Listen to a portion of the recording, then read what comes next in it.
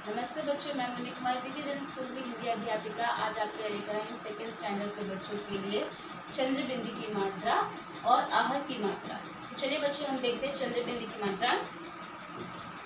तो जैसे कि आप देख सकते हैं कि अब हम पढ़ने वाले हैं अम के बाद चंद्र बिंदी की मात्रा।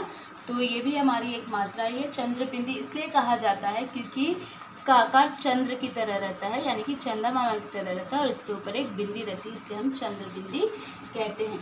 चलिए इसकी परिभाषा फिर पढ़ते हैं। अक्षर के ऊपर चंद्र बिंदी की मात्रा, चंद्र बिंदु लगाने पर उस अक्षर का उच्चारण अंग की ध्वनि के साथ होता है।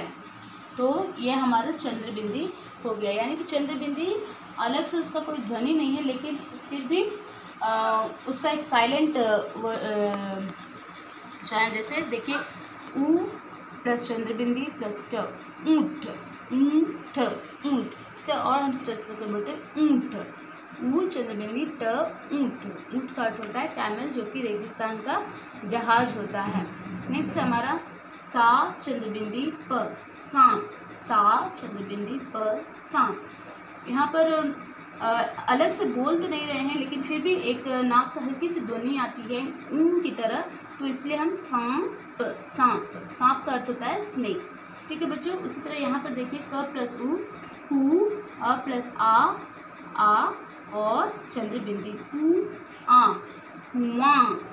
आपको सुनाई दे रहा है हम थोड़ा नाक से ध्वनि निकाल रहे हुआ, तो ये हमारा वेल हो गया। तो यही हमारा चंद्र बिंदी की ध्वनि है। नेक्स्ट हमारा प प्लस आ, पा चंद्र बिंदी च, पाँच, पाँच, पाँच, पाँच का अर्थ होता है 5। नेक्स्ट हमारा आ चंद्र बिंदी ख, आ ख, आँख, आँख, आँख का अर्थ होता है आइज।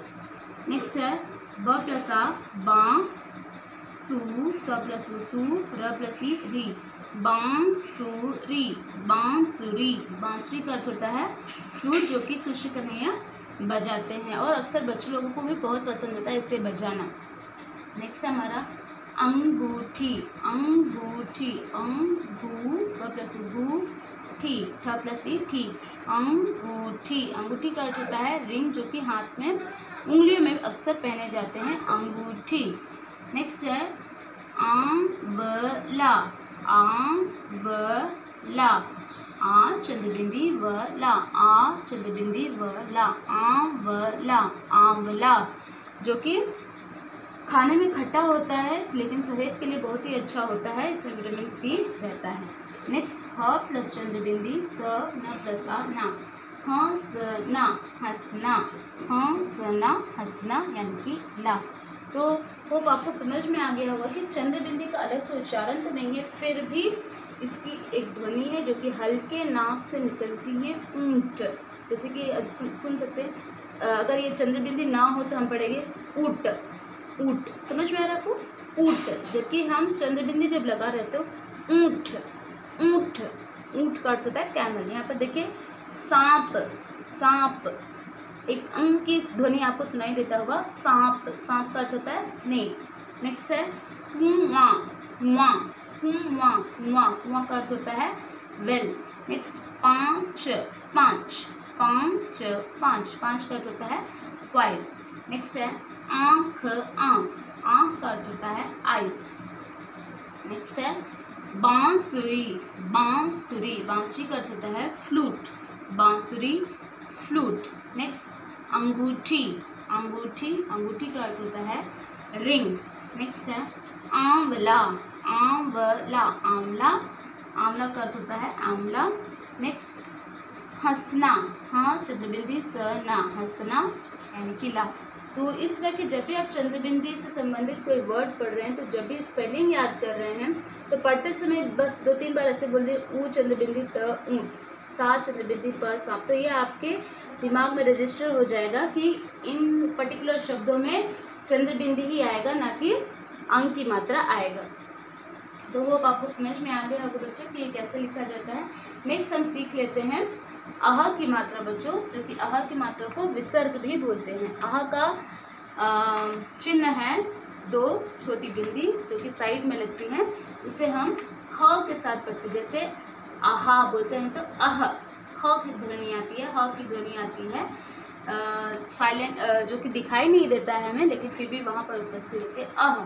तो हम इस तरह पढ़ते हैं। तो वो किसी भी अक्षर के साथ यदि ये दो बिंदी लगती है तो हम ह की ध्वनि के साथ उसका उच्चारण करते हैं। जैसे कि छ प्लस अह छह, नमः नमः, काकः यमः। तो आपको समझ में आ रहा है कह, मह, मह, छह, जबकि यहाँ पर ह है ही नहीं, तो ह तो विलुप्त है, फिर भी हम नमः ही पढ़ते हैं, ह यहाँ पर नहीं है, नमः यही ऐसे ही लिखा जाता है। तो ये हमारा ह है, नमः। तो छह यानी 6, नमः नमस्कार, काकः क्रो, यमः यम जो यम के देवता हैं, मृत्यु के देवता कहे जाते हैं। तो चलिए और भी इससे संबंधित कुछ वर्ड पढ़ लेते हैं, क्योंकि अक्सर ये वर्ड्स संस्कृत के होते हैं। तो देखिए अतः, अतः, देयरफॉर, अतः का अर्थ होता है इसलिए, इसलिए उसने ऐसे किया, अतः मैंने ऐसे किया, अतः। नेक्स्ट नमः, नमः नमस्कार, दुख, दुख सैडनेस, पुनः अगेन, पुनः अगेन, प्रातः, प्रातः हौसम, मॉर्निंग यानी कि सवेरे, फलतः रिजल्ट, फलतः रिजल्ट यानी कि फल। तो ये थे हमारे विसर्ग की मात्राएं। होप आपको समझ में आ गए होंगे कि जहाँ भी ये दो मात्राएं लगती है तो हमें उस अंतिम अक्षर के साथ ह ध्वनि का उच्चारण करना है। तो नेक्स्ट हम सीख लेते हैं वर्ण और मात्रा जोड़कर लिखिए।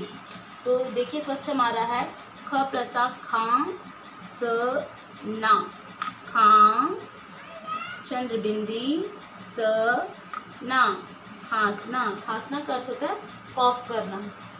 नेक्स्ट हमारा आ, चंद्रबिंदी धी, आंधी, आंधी, ना का ना की ध्वनि आपको सुनाई दे रहा है हल्का सा, आंधी, खांसना। नेक्स्ट आंच, आ, चंद्रबिंदी च, आंच, आंच का अर्थ होता है आग जो थोड़ा धधक जाता है तो हम बोलते हैं ना आंच कम करो, आंच ज़्यादा हो गया है खाना बनाते समय, वो हो गया आंच। नेक्स्ट श, नय और ह, अह की मात्रा है शनय, शनय, शनय, शनय, शनि भगवान का दूसरा नाम भी है शनय, शनय। नेक्स्ट प्रातः, प्रा,